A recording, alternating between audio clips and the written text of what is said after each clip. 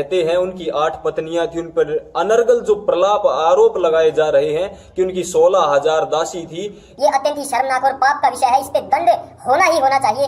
ब्रह्मचर्य महद घोरम तीर्था 12 वर्षिकम हिमवत पाशुमास्थाय यो मया तपसार्जित। अर्थात जब 12 वर्ष तक दोनों ने बद्रिकाश्रम हिमालय की कंदराओं में तपस्या की और उसके बाद जब बल शरीर का पूर्ण बढ़ गया तब उन्होंने एक पुत्र को जन्म दिया माता रुक्मणी ने, और उसका नाम प्रद्युम्न था। इस भाई का मानसिक संतुलन थोड़ा सा हिल गया है और ये किसी की भी बुराई करने से पीछे नहीं हटता, चाहे वो किसी भी धर्म का हो, बिना किसी प्रूफ के। और अगर प्रूफ दिखाएगा भी तो एक श्लोक दिखाएगा, पूरा पेज नहीं दिखाएगा। इसका कहना है कि कृष्ण की सिर्फ एक ही बीवी थी। तो मुझे लगता है भाई सभी पुराणों से और इतिहासों से ज़्यादा जानते हैं, तभी सबको रिजेक्ट कर रहे हैं। अब भागवत पुराण में साफ साफ लिखा हुआ है कि उनकी 16,000 से ज़्यादा बीवियां थी। तो मतलब ये भागवत पुराण जिसको सभी कथावाचक जिसकी कथा करते हैं उसको भी रिजेक्ट कर रहा है बंदा, तो ये भागवत पुराण से भी ज़्यादा जानता होगा, जाहिर सी बात है।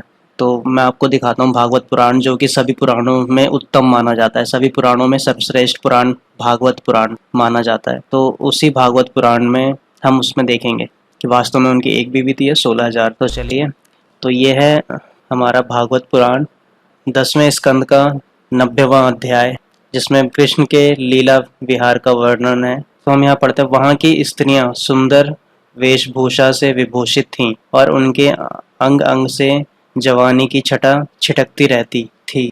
वह जब अपने महलों में गेंद आदि के खेल खेलती और उनका कोई अंग कभी दिख जाता तो ऐसा जान पड़ता मानो बिजली चमक रही है। भगवान की यह अपनी नगरी द्वारका थी। ये द्वारका की बात हो रही है, इसी में वे निवास करते थे।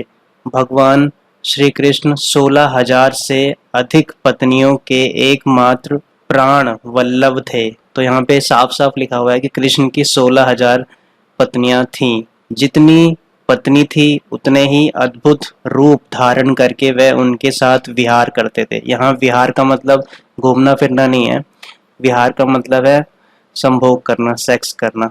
रात में अपने 16,000 रूप बना के हर एक पत्नी के साथ रहते थे। तो भगवान श्री कृष्ण उन जलाशय में तथा कभी कभी नदियों के जल में भी प्रवेश कर कर अपनी पत्नियों के साथ जल विहार करते थे। भगवान के साथ विहार करने वाली पत्नियां जब उन्हें अपने भुजापाश में बांध लेती, आलिंगन करती, तब भगवान के श्री अंग में उनके वक्ष स्थल की केसर लग जाती थी। पिचकारियों से उन्हें भिगो देती थीं, वे भी उनको तर कर देते। इस प्रकार भगवान अपनी पत्नियों के साथ क्रीड़ा करते थे। तो आपने देख लिया यहाँ पे किस तरह से भगवान अपनी 16,000 बीवियों के साथ क्रीड़ा करते थे। पिचकारी छीन लेने के लिए उनके पास पहुंच जाती और इसी बहाने अपने प्रियतम का आलिंगन कर लेती। भगवान श्री कृष्ण की वनमाला उन रानियों के वक्ष स्थल पर लगी हुई केसर के रंग से रंग जाती।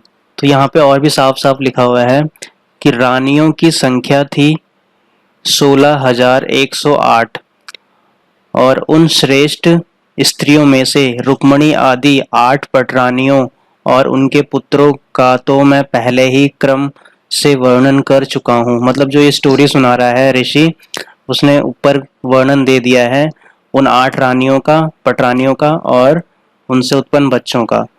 उनके अतिरिक्त भगवान, अब उन 8 के अतिरिक्त भगवान कृष्ण की और जितनी पत्नियां थी, मतलब 16,000 जो बीवियां थी अलग से, उनसे भी प्रत्येक के 10-10 पुत्र उत्पन्न किए। अब जो 16,000 जो बीवियां थी उनसे भी हर बीवी से 10-10 पुत्र उत्पन्न किए श्री कृष्ण ने। तो कितने बच्चे हो गए? 16,000 से अगर गुणा किया जाए 10 को तो 1,60,000। तो भागवत पुराण तो कह रही है कि उनकी 16,000 बीवियां थी और 16,000 में से हर एक बीवी के 10-10 बच्चे भी थे। और भाई साहब कह रहे हैं कि उनकी तो 16,000 बीवियां थी ही नहीं, इनफैक्ट 8 पटरानियां भी नहीं थी, सिर्फ एक ही रानी थी। तो ऐसे ही होते हैं जो पढ़ते कम बोलते ज़्यादा हैं, उनके साथ यही होता है।